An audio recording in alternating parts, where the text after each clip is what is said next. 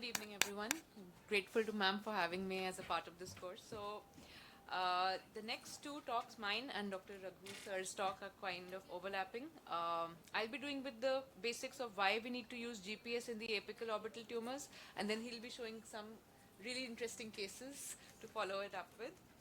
So everybody has covered exactly what navigation is. We know the surgical concept. It's a tool which is enhancing our surgical steps. It is helping us define what our target is and also identifying what the safe endpoint could be. Why navigation guided surgery for the orbital apex? So if we look at the orbital apex, it's a pyramid shaped cavity and the widest part is at the aperture, that's the external part.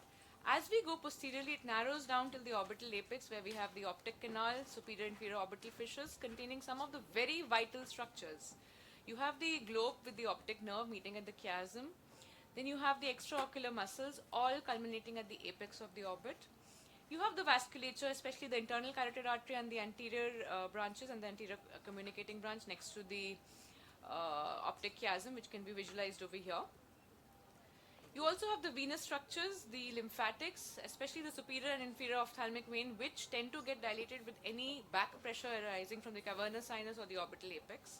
We're all familiar with this diagram, which we see all the structures, and it highlights that within this narrow area, there's so many vital structures.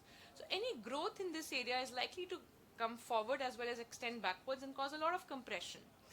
Trying to take this dense tumor out, of course, the surgery in itself is challenging. However, there's a lot of risk of collateral damage. So using navigation surgery, the idea is to enhance the safety of the steps, make sure that intraoperatively we don't cause any iatrogenic damage.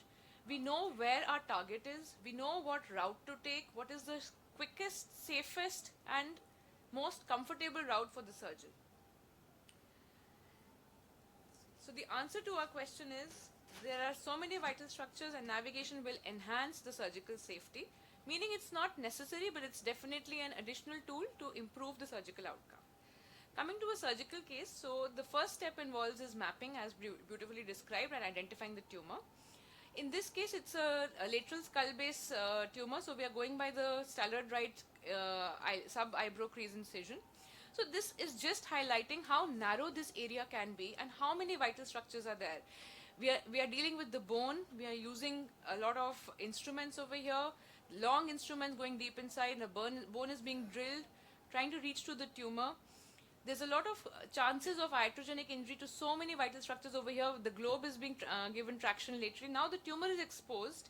We open the capsule and the tumor is completely excised. After this, over here we can see in how much bleeding is happening. After this, the navigation probe is put back inside to see if we have reached the end point. And once that is confirmed, we start the packing and then close the incision. So to summarize, the navigation guided surgery helps in accurate tumor localization. It helps establish the precise margins and then avoid iatrogenic vascular injury. It is also useful to symmetrically reconstruct any residual large bony defects that have been created and then define a safe endpoint. However, it is a technology that needs some getting used to. You should start with some easier cases. It definitely provides guidance but should not be used for millimeter decisions. It does increase the operative time and expense as well. It is not meant for every surgeon, nor is it meant for every case. So just because you have the equipment, do not try and use it for each and every case. Tailor your management. And of course, when in doubt with the navigation guided, trust your judgment because technology is no substitute for technique. Thank you very much.